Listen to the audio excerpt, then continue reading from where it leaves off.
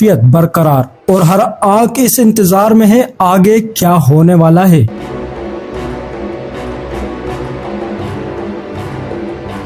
Party ऐलान के मुताबिक आज रात धरना किसी सूरत खत्म नहीं किया जाएगा जब तक इमरान खान से इनके अहले खाना और जाती मौलिज की मुलाकात नहीं करवाई जाती। नाजरीन, पार्टी जरा ये भी बता रहे हैं, इमरान खान की सेहत और अडियाला जेल की अंदरूनी सूरत हाल संगीन खदशात को जन्म दे रही है।